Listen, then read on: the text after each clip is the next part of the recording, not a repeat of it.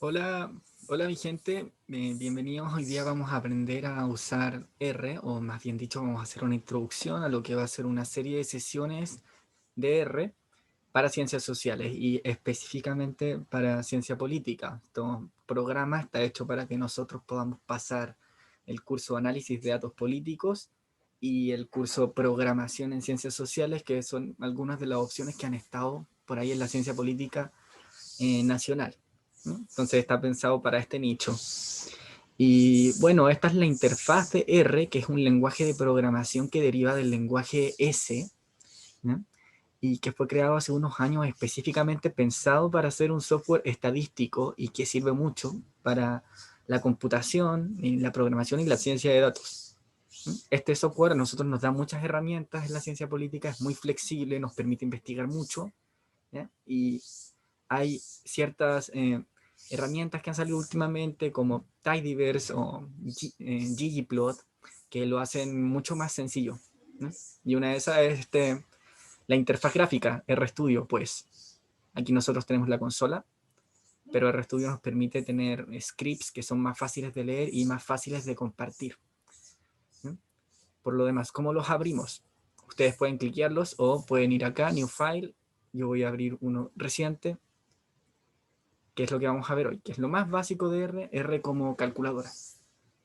Entonces, mientras se abre el script, yo les aprovecho de mostrar los paneles, que tenemos 4 paneles, ¿no? Que uno de ellos es el environment, aquí se van a almacenar nuestros objetos. Otro de ellos aquí son los files, ¿no? Aquí vamos a tener los archivos, los gráficos, los paquetes, la ayuda, etc. Aquí tenemos la consola donde vamos a escribir. Aquí podemos escribir nuestros comandos o bien podemos escribir nuestros comandos en el script. Y esos son los 4 paneles principales. Entonces, para abrir algo vamos a venir a Open File y yo tengo que buscar acá el archivo en mi computadora. ¿Bien? Así que yo pauso y vuelvo. Bien, lo que tenemos acá es un script R Markdown donde vamos a trabajar, que me permite tanto tener texto como tener líneas de código, que esto es lo que se llama los chunks, y aquí corremos, es como una simulación de la consola pero en el script. Entonces, como pueden ver, es fácil de leer. Vamos a partir de lo más básico para ir a contenidos más difíciles, ¿ya? Pero vamos construyendo una pirámide, esto es lo basal. Ya sabemos que R es un entorno de software libre que es diseñado para la programación y la estadística y que nos va a ayudar mucho en ciencia política, y también presentamos lo que es su panorama, ¿no? Su interfaz gráfica, el RStudio, y su ecosistema con sus principales paneles. Pero vamos a empezar a trabajar en la consola. La consola es tanto las líneas de código que yo escribo acá, como acá abajo. Acá abajo donde dice consola, yo también puedo escribir líneas de código. Si se fijan, acá sale una flechita y esa flechita me indica que yo puedo escribir código. Entonces escribo algo básico como 2 más 2, aprieto Enter y R me tira ahí un resultado, ¿no? Que es 4. Si se fijan, R opera bajo la base de inputs y outputs. Entonces yo ingreso algo, ¿no? Mi input, y me arroja otra cosa, un output, ¿no? R es un lenguaje orientado a objetos, entonces trabaja con objetos. Las funciones son objetos, los paquetes se componen también de objetos, etc. Y nosotros podemos crear nuestros propios objetos con operadores como igual, operadores como esta flechita, pero esta flechita es la convención, así que es la que vamos a usar nosotros. Vamos a crear estos dos primeros, la A y nuestro objeto B. ¿Ya? Esta línea verde que aparece al costado del chunk es R, que está cargando. Ahí corren los chunks y quedan guardados en nuestro environment. Ustedes pueden correr esto ya sea apretando control enter, en mi caso que tengo Windows, o también pueden venir acá, seleccionar y ponerle run aquí arriba, es lo mismo. En R podemos hacer operaciones tanto con números, como mostré hace poco, ¿no? Pero también podemos hacer operaciones con los objetos que guardamos en la base. Por ejemplo, aquí lo hice con números 2 más 4 directo, pero ya que guardé objetos, ¿no? Guardé mi A igual 2 y mi B igual 4, puedo operar con esos objetos. Entonces tengo acá A más 4, y como pueden ver arroja lo mismo, ¿no? 6. Entonces en ambos casos yo empleé una suma, pero la diferencia es que usé en el segundo caso objetos guardados. Y aquí está un poco algo que tiene R, es que contiene operadores y funciones como la suma que requieren más de un elemento para funcionar. Lo bueno es que el programa es capaz de detectar cuando nos falta un elemento. La consola detecta cuando nuestra operación es incompleta y nos avisa esto con un más. Entonces fíjense que si yo pongo A más y no especifico el otro componente de la suma, no me arroja ningún resultado. ¿Bien? La consola no me arroja ningún resultado. Después si yo bajo me voy a dar cuenta de que acá aparece un más. Falta información. Otro punto importante que creo que es interesante es el tema del espacio, porque R es muy flexible. Entonces fíjense que si yo escribo 4 más 5, me tira un resultado. El resultado ahí que me tira es erróneo. Yo no sé por qué lo hace, pero si yo lo vuelvo a tirar, me arroja un 9. Ya lo probé una vez y me volvió a salir. Y fíjense que es lo mismo que escribirlo así, que uno podría pensar que no va a funcionar. Pero R elimina los espacios que son innecesarios, ¿no? Y ahí vuelve a aparecerme 9. O incluso si yo espacio aquí, ¿no? Opero en otra línea, me queda este operador. Este operador es lo último que escribí, entonces el código queda abierto, y aunque yo haga esto en varias líneas más abajo, si yo lo aprieto, también me va a tirar el mismo resultado. 4 más 5 igual 9. Y este truco es muy útil para escribir códigos largos, porque nosotros podemos tener un código enorme así en una sola línea, y eso es muy difícil de leer para nosotros los seres humanos, ¿no? El programa lo lee sin ninguna preocupación, pero nosotros nos confundimos. Pero nosotros tenemos una ventaja, y es que nosotros, si tenemos un objeto A mayúscula y un objeto A minúscula, contextualmente podemos entender que se refiere a lo mismo. O sea, si yo escribo abeja, pues no lo escribí mal. Pero si yo escribo abeja con mayúscula y abeja con minúscula, nosotros entendemos que nos referimos a lo mismo, ¿no? Pero R no. R entiende que este objeto es diferente a este objeto, porque es sensible a mayúsculas. Entonces, si tú tienes un objeto con una mayúscula y un objeto con una minúscula, R lo toma como dos objetos diferentes. Eso es muy importante a la hora de que nosotros le asignemos nombres a los objetos que guardamos. Por ejemplo, aquí voy a guardar esta A minúscula como 2, que ya está guardada, pero lo recuerdo, y esta A mayúscula como 10. Y R las toma efectivamente como dos objetos distintos, no sobreescribe el valor de A, porque fíjense que si yo tomo A y le cambio el valor a, por ejemplo, 5, va a sobreescribir A en mi panel, ¿no? En mi environment. Entonces R discrimina mayúsculas, y eso es importante porque a veces nos equivocamos. Y otra cosa, que R también nos puede avisar cuando hay un error, que es cuando nosotros indicamos algo que no está en su base, ¿no? Que no está en su sistema. Esto es muy común cuando escribimos algo que no hemos definido, como un objeto mal escrito. Por ejemplo, nosotros no tenemos un objeto B mayúscula, por tanto, si escribimos cualquier operación que involucre al objeto B mayúscula que no está registrado en la consola y R tampoco lo posee, nos va a tirar error. Nos dice objeto B no encontrado, y cuando ustedes hagan funciones y escriben la función mal, también les va a decir objeto B no encontrado. Para limpiar el environment solamente escribimos este comando remove. Esto es una abreviación de remove, entonces ustedes lo pueden escribir así, rm, o pueden derechamente escribir remove. List igual ls. Esto borra toda la lista, ¿ya? Borra toda la lista del environment. Ahora, si nosotros queremos borrar solo un objeto, fíjense acá abajo en la consola, porque lo voy a escribir abajo, solamente escribimos remove y el nombre del objeto, y se borra. Bien, y si queremos borrar la consola, que es esto acá abajo donde hemos estado trabajando, solamente apretamos, en mi caso, Windows, Control L. Pasemos a otra cosa básica, que son las operaciones aritméticas, porque R nos permite, es un lenguaje pensado para la estadística, entonces nos permite hacer todas las operaciones matemáticas y son muy intuitivas. Eso sí, hay que tener en claro que R también discrimina según las leyes básicas de la aritmética, por tanto, prioriza entre las operaciones, y en eso sigue la regla Papo-Mudas, ¿no? Paréntesis, potencias, multiplicación, división, suma, resta, adición, sustracción, en realidad. Entonces, yo aquí voy a operar también con mis objetos, recuerden 5 y 4 a 5 veces 4. Entonces yo puedo sumar, y en este caso es muy intuitivo, y ustedes pueden ver que puedes hacerlo más de una vez. ¿Mm? Y R lo va a entender igual, es muy flexible. ¿Ya? Puedes combinar también operaciones A menos B más A, que sería 5 menos 4 más 5 de nuevo. ¿Ya? Puedes dividir con este slash y puedes multiplicar con el asterisco. ¿Ya? En el fondo es intuitivo porque sigue como bases que nosotros ya conocemos. La potencia o raíz, porque recuerden que la raíz es la inversa de la potencia, se puede obtener con este código, ¿ya? Elevado a b.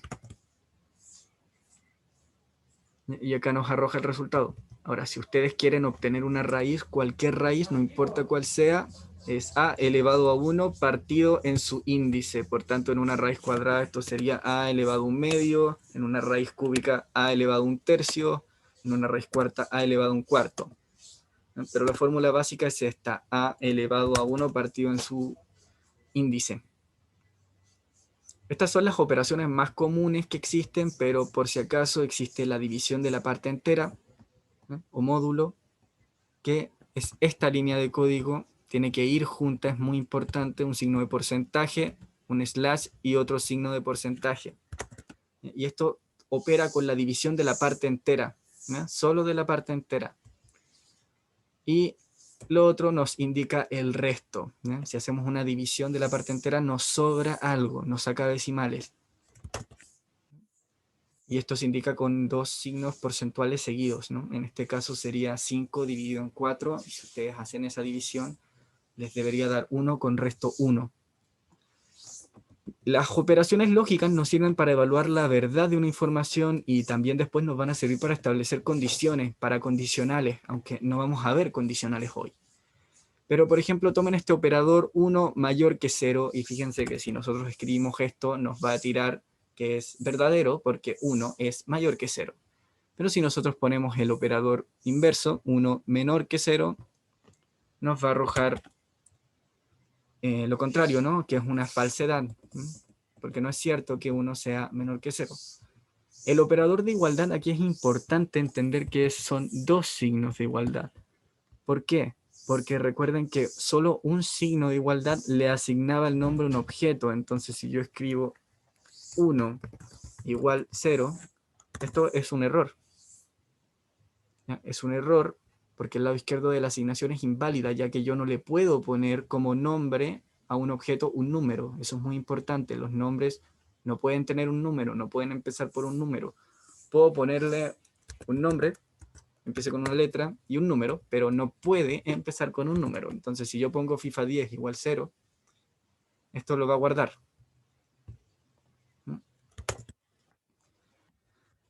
Pero en caso contrario, no recomendamos usar este signo para guardar, para asignar un objeto, sino la convención, ¿no?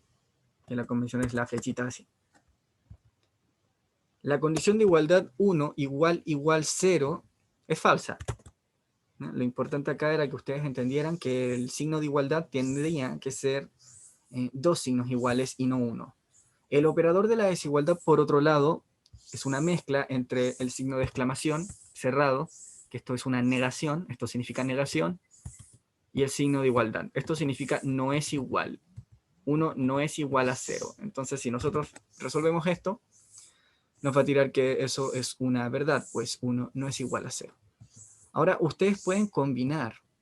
¿Ya? Ustedes pueden combinar estos signos. Por ejemplo, si quieren saber si 5 es mayor o igual a 3, le pueden poner 5 es mayor o igual a 3. Primero el signo mayor, después el signo igual. Entonces se pueden mezclar estos operadores lógicos algunos. Y si quieren saber si 2 es menor o igual a 2, también lo hacen de la misma manera.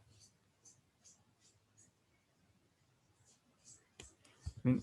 Entonces, eso también me parecía importante decirlo. El operador de negación era el mismo que habíamos visto acá, pero también lo podemos anteponer a operaciones más complejas. Por ejemplo, aquí estamos preguntando si no es verdad que 1 sea mayor que 4. Fíjense que esto es cierto, porque no es verdad que 1 sea mayor a 4. En cambio, si nosotros escribiéramos solo 1 mayor a 4, esto sería falso. Dado que aquí estamos anteponiendo el signo negación, cambia el sentido del valor lógico. Por ejemplo, si yo escribo no es verdad que algo sea falso, me va a parecer que es verdadero, porque lo contrario a la falsedad es la verdad. Y si yo pongo que no es verdad que algo sea verdadero, eso lógicamente no tiene mucho sentido, pero... Bien, no me pesquen ahí, divagué. ¿Ya? Los operadores O e I son dados por esta barra y el signo, la I, no sé qué tipo de I es esa, una I anglosajona. Pero fíjense que aquí yo puedo determinar condiciones. ¿Ya? Por ejemplo, 1 más 1 es igual a 2 y 2 menos 1 es igual a 1. Y lo evaluamos. Aquí 1 más 1 igual a 2, eso es verdad. Y la segunda condición, 2 menos 1 igual a 1, también es verdadera. Y esto es una intersección. Entonces, como las dos condiciones son verdaderas, esto va a ser verdadero. Y aquí se aplican tablas lógicas, ¿no? En el caso siguiente, tenemos también dos condiciones. La primera es 1 más 1 igual 1, que eso es una falsedad. Y la segunda es 2 menos 1 igual 1, que eso es una verdad. No obstante, como esto es una intersección y aquí hay un valor falso, esto necesariamente va a ser falso. Entonces los operadores lógicos van operando con estas tablas de verdad. Aquí usamos otro operador, otro conector, que es el O. Entonces aquí el valor de la tabla de verdad cambia. Tengo 1 más 1 igual a 0, ¿ya? Que eso es falso. Y aquí tengo 1 menos 0 igual a 0, que también es falso. Por tanto, las dos condiciones son falsas y eso va a hacer necesariamente que esto sea falso. Ahora, si yo a esto, fíjense, le antepongo un paréntesis, si yo esto lo meto en un paréntesis y antecedo un signo de exclamación, que era la negación, significa que 1 más 1 igual a 0 es una opción y esa es falsa, pero la otra opción se lee de forma diferente. ¿Ya? Se puede entender como no es verdad que 1 menos 0 sea igual a 0. Entonces esto me va a cambiar el valor porque una de las dos opciones va a ser verdadera y cuando hay un conector O, si una de las opciones es verdadera, el valor de verdad de la proposición es verdadero. Entonces estos operadores nos permiten evaluar más de una condición a la vez y nos van a ser muy útiles para manejar datos a futuro. Si ahora no se entiende, no pasa nada, no se preocupen, en la práctica se entiende mucho mejor. Por último están las funciones matemáticas. Con funciones matemáticas tenemos la raíz cuadrada, que nosotros ya habíamos dicho que la podíamos escribir como 25, en este caso, elevado a un medio. Pero aquí, no, tengo que ponerle aquí un entre paréntesis, ¿no? Porque si no me eleva al 1, 25 a 1 y me lo divide por 2.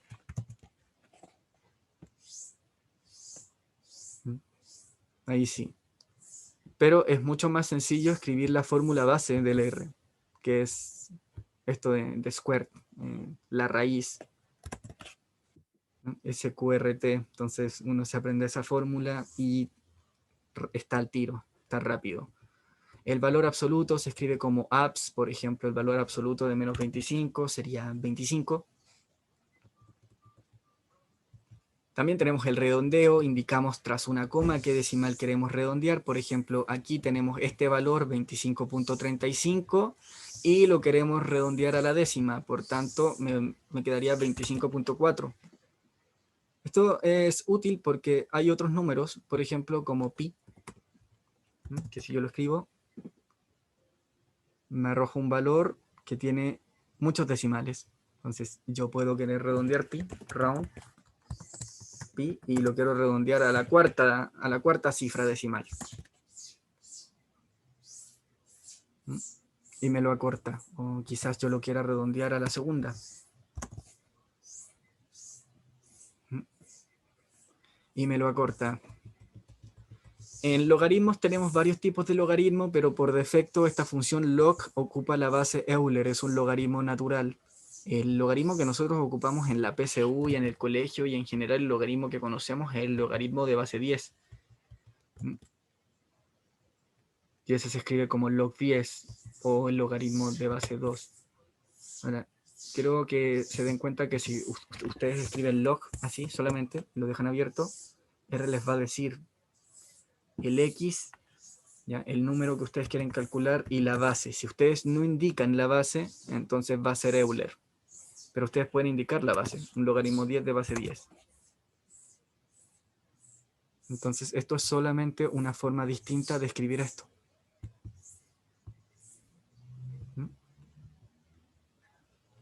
Continuando entonces, si se dan cuenta, una forma distinta de escribir lo mismo.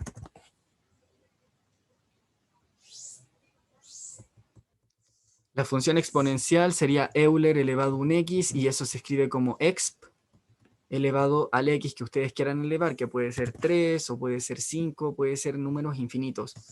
Y eso es básicamente R como calculadora. Ahora no vamos a ver más funciones matemáticas hasta que pasemos a la parte más estadística aplicada. Pero lo importante es eso. Bien. Entonces, para tener unos ejercicios que ustedes pueden intentar hacer si ustedes están con la consola abierta, pueden intentar hacer esto, pues calcular 123 menos 45 partido en 4, más 4 por 72 partido en 2.34 menos 3. Esto es relativamente fácil de calcular porque solamente necesitamos copiar esto y ponerlo en código. ¿Bien? Y R puede hacer estas operaciones. Aquí hay un error, ¿ya? Que es bueno porque aquí hay una coma. Los decimales se indican con un punto, eso es importante. ¿Bien? Entonces por eso nos apareció el error. ¿Ya? La coma no se espera. Segundo, el valor absoluto de menos 88. Nosotros habíamos visto que el valor absoluto era abs.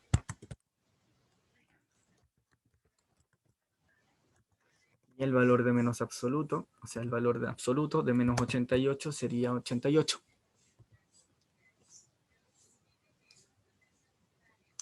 Bien, logaritmo en base 10 de 72. Y ustedes ya saben que existen dos maneras de hacer esto, pero vamos a ir por la más básica, ¿no? Que es log 10 de 72. Ya que R tiene esa función log 10 que es un atajo, que es una derivación de la función log original. Y la resuelve. En este caso tenemos que calcular Euler elevado a 1.45 menos 2.612. Recuerden que la función Euler tendría que ser una exponencial, ¿ya? No les sirve poner la e elevada a algo, sino la función exp. La función exp, y entre paréntesis, muy importante, entre paréntesis, no entre corchetes, escriben el número. No entre corchetes, entre paréntesis siempre. Menos 2.612. Y resolvemos eso. Y aquí tenemos que crear objetos. Entonces, por ejemplo, si ustedes quieren asignar una variable con un año de nacimiento, le ponemos año, nacimiento. Es importante que cuando guarden objetos lo escriban con letra minúscula y en los espacios pongan un guión bajo. Y no pongan ñ, siempre n, porque en inglés la ñ no existe y eso nos puede complicar. Así que esta es la convención. Escribirlo así se llama snake case, y es la convención que usamos para guardar objetos. Entonces le asignamos un valor, 1998. Y creamos una variable año actual, 2020, y una variable edad. Y la calculamos, que mi edad sería el año actual menos mi fecha de nacimiento. Entonces, calculando esto,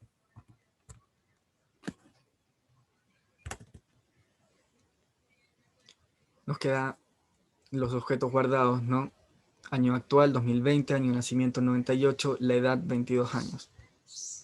Aunque hay otra forma de calcularlo, que por ejemplo podría ser cuando nosotros tengamos varias listas, por ejemplo si esto fuera un vector, que esto no lo vamos a aprender hoy, pero si tuviéramos un vector con una persona que nació en 98, otra que nació en 2001 y otra que también nació en 1998, y tuviéramos otro vector donde tenemos 2020 repetido 3 veces,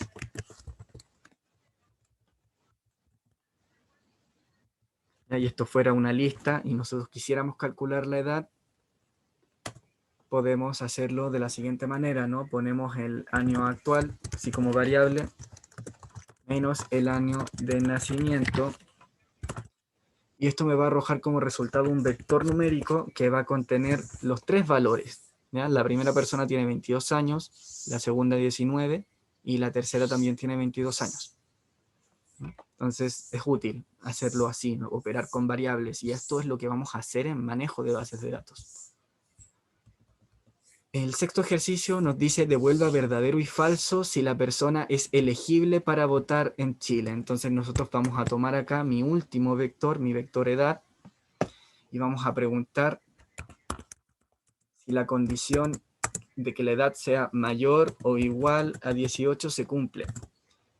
Y en este caso se cumple, esta afirmación es verdadera para las tres personas que componen el vector que yo acabo de crear. Ahora, si lo hago solo conmigo, que yo tengo 22, y veo si estoy habilitado para votar, si supero el umbral de los 18 años, eso también me arroja que es verdad. Ahora fíjense acá, si la fórmula para el área del círculo es pi por r al cuadrado, dada el área de un círculo igual a 100, ¿cuánto mide el radio del círculo? Y aquí hay que usar diferentes funciones, ¿no? Por ejemplo, pi por r elevado a 2 es igual a 100. ¿No? Eso es lo primero. Entonces, para resolver esto, nosotros tenemos que aplicar una fórmula, ¿no? Y el pi pasa dividiendo, ¿no? R al cuadrado es igual a variación partido en pi, ¿cierto? Vamos a apretar la fórmula y a esto yo le tengo que aplicar una raíz, ¿no? R es igual a la raíz de 100 partido en pi. Y ahí está resuelto, ahí está R despejado. Entonces yo aprieto esto y esto me indica el valor de R. Y ahora veamos cuánto me queda pi por R elevado a 2 igual 100. Me arroja un valor de falsedad, ¿no? Horrible. Entonces veamos cuánto nos da si lo resolvemos así. Me da 100, ¿ya? Qué cosas, ¿no? Extraño eso. ¿Eh? Pero está despejada la incógnita. Bien. 8. Compré un libro y el precio antes de los impuestos fue de 10.000 pesos. Entonces a esto me piden agregarle el IVA, que de 19% al valor del libro. Así que tomo mi 10.000 pesos y a esto yo le tengo que calcular el 19%, ¿ya? Que sería por 0.19 me parece. 1.900 pesos. Y esto yo simplemente lo sumo. Entonces esto lo puedo hacer como 10.000, 1, 2, 3, 4, 10.000 más el 19% de 10.000. Por tanto, el libro me costó 11.900 pesos. Y son problemas, ¿no? Aquí tenemos otro problema, calcular lo siguiente. De nuevo, podemos valernos de este truco. Copiamos el enunciado y lo pegamos en la consola y R nos arroja la solución rápidamente. El siguiente ejercicio, el 10º, es importante porque nos pide hacer un redondeo. Entonces tenemos que primero calcular la raíz cuadrada de 50, pero esto es importante que yo lo redondee al cuarto. Me pide redondear esto, entonces esto yo lo voy a poner entre paréntesis y voy a poner round. Fijan, aquí la función round envuelve a la función raíz cuadrada de 50, pero hay que agregarle otra condición, y es que queremos redondear la raíz cuadrada al cuarto decimal. Entonces tengo acá un valor X. Aquí pueden tomar Scurt, la raíz cuadrada de 50 como un valor X, y se cumple la fórmula general de la función round, que es un X redondeado a un Y. Aquí X es la raíz cuadrada de 50, que R me permite hacer operaciones de funciones, ¿no? Composición de funciones, una función dentro de otra función. Esto es mucho más fácil de hacer con algo que se llaman pipes, pero no lo vamos a ver ahora. De momento tienen que quedarse con la composición de funciones, que la función de afuera va a ser la que va a primar, ¿ya? Se le va a aplicar, tomo un X que es 50, le aplico una regla primera, ¿ya? Que es su raíz cuadrada, y le aplico una regla segunda, ¿ya? Que es redondearlo a la cuarta. ¿Ya? Aquí en la 11 vamos a asignar una variable de clientes que sea 140, ¿no? Entonces vamos a agregar aquí un chunk clientes, que creo que no lo he explicado, pero si no lo he explicado, el chunk se escribe como control alt I, ¿no? O sea, para escribir estos chunks, para agregar estas líneas de códigos, tienen que escribir control alt I, todo al mismo tiempo. Creo que no lo había dicho, ¿no? Pero si no lo había dicho es importante. Asignar una variable de clientes a 140. Entonces tomo clientes y le asigno 140. Asignar una variable precios pizza a 5000. Entonces tomo precios pizza y le agrego 5000. Así que creo mi primera variable y creo mi segunda variable. Ustedes pueden confirmar que están creadas tanto viéndolas en el environment o escribiéndolas en la consola. Por ejemplo, si yo escribo acá clientes, me va a arrojar el valor de esa variable, 140. Si escribo precios pizza, también me va a arrojar el valor de esa variable. Escribir con nombres, las variables, designarlas con nombres bien claros es importante, porque a veces tenemos muchas y se nos pueden ir olvidando. Lo último, asigne una variable para calcular los ingresos del día. Entonces, ingresos día va a ser igual a clientes por precios pizza. Entonces, ¿cuántos son mis ingresos diarios? Ingresos día. ¿Ya? Mis ingresos de estos días fueron 7 por 10 elevado a 5. Eso significa el Euler, ¿ya? 10 elevado a 5 es notación científica. Ahora que tenemos esto, tenemos que usar operadores lógicos, ¿no? ¿Son los ingresos de hoy mayores a los ingresos de ayer? Voy a borrar esto que escribí aquí para que sea más cómodo leer. Ya. Nos quieren preguntar si los ingresos de hoy son mayores que los ingresos de ayer y menores que los ingresos de mañana. Entonces tenemos una primera condición, ya que los ingresos día son mayores que los ingresos de ayer, que son 88,000 pesos. Pero también me quieren preguntar si son menores, ¿ya? Si los ingresos día son menores que los ingresos de mañana, que son 550,000 pesos. Como 10, o sea, 7 por 10 elevado a 5 es lo mismo que decir 700,000 pesos. Esto me debería parecer verdadero y esto me debería parecer falso. Por tanto, esto es falso.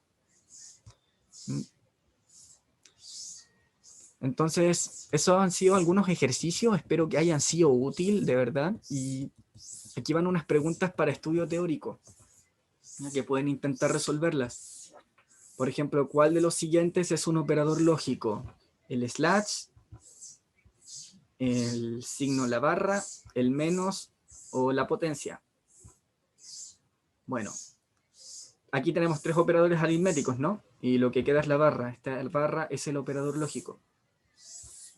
¿Qué valor devuelve R en la siguiente declaración? 3 es mayor o igual que 4.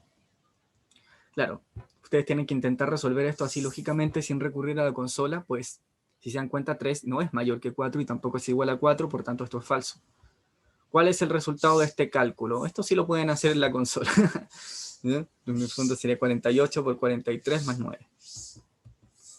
¿Cómo evaluaría R lo siguiente? Velocidad de auto igual 70, límite de velocidad igual 65, velocidad de auto 70, mayor al límite de velocidad 65, 70 es mayor que 65, por tanto esto sería verdadero. Si se fijan, opera con este tipo de lógica R, entonces después nosotros vamos a usar esto en ejercicios más complejos. ¿Cómo evaluaría R lo siguiente? 2 más 2 igual 4. Eso es verdadero, ¿cierto? O 2 más 2 igual 5. Eso es falso. Pero tenemos una disyuntiva aquí. El operador O es una disyuntiva. Esto o esto. Y aquí la primera condición es verdadera. Por tanto, la proposición 2 más 2 igual a 4 o 2 más 2 igual 5 es verdadera. ¿Cómo evaluaría R lo siguiente? False negación. ¿Ya? La negación es lo importante acá, porque el sentido original de esta proposición es falsedad. Pero al negar la falsedad, invertimos el valor de verdad y queda en una verdad. Entonces, negar la falsedad es afirmar una verdad. Y esto, de hecho, creo que lo probamos más arriba. 7. ¿Cuál es el resultado de esta función? Round igual 33 puntos infinitos decimales, ¿ya? Redondeado a 2. Sería redondear a la segunda cifra. ¿Ya? Como 2 es menor que 5, esto quedaría 33.23, ¿no? En la octava, ¿cuál es el resultado de esta función? La raíz cuadrada de 64. Ahí el cálculo que hay que hacer nos indica que es 8. La novena, ¿cuál es el resultado de la afirmación? 64 es igual, o sea, la raíz cuadrada de 64 es igual a la 64 elevado a 0.5. Ya, 64 elevado a 0.5 es lo mismo que decir 64 elevado a 1/2. Y nosotros hemos dicho que esto es lo mismo que escribir esto. ¿Ya? Por tanto, esto es verdadero. Noten que no es necesario escribir 0.5 en R. ¿Ya? Si escriben 0.5, R va a entender que lo antecede un 0. El resultado de la afirmación valor absoluto de menos 32 sería pues 32, ¿no? Ustedes pueden intentar después escribiéndolo al R, pero lo importante es que intenten hacerlo primero de forma mental, como que intenten anteceder cómo R va a responder para que aprendan cómo R piensa, cómo funciona. En la 12, ¿cuál de los siguientes es un operador aritmético? Bueno, y es intersección. La barra es una disyuntiva. El signo de exclamación es una negación y el asterisco es una multiplicación, por tanto, la multiplicación. Y por último, ¿qué está mal con este código? 2 más 3 por 4 más la raíz cuadrada de 100. Quiero que se fijen que lo primero que podemos pensar es esto, ¿no? El espacio. Pero acuérdense que R no discrimina espacios, elimina los espacios innecesarios automáticamente, por tanto, esto no arroja ningún error. El por 4 tampoco, porque opera la misma lógica. De hecho, ustedes pueden escribir todo esto sin espacio alguno, y mientras estén separados por los operadores, R lo va a entender. El problema está aquí, en la raíz cuadrada de 100, precisamente porque está entre corchetes. Entonces, para que esto esté bien, para que esto R lo entienda y lo pueda operar, el 100 tiene que estar entre paréntesis. Y bueno, eso ha sido todo. Entonces, muchas gracias por llegar hasta el final. Y para cerrar, terminamos, bueno, limpiando nuestra consola, control L, y removiendo nuestro ambiente. Ya, recuerden, escriben un chunk con control alt I, y para remover todo le ponemos remove list igual ls. Y se borran todos los valores que escribí acá. Muchas gracias y ojalá vernos en próximas sesiones.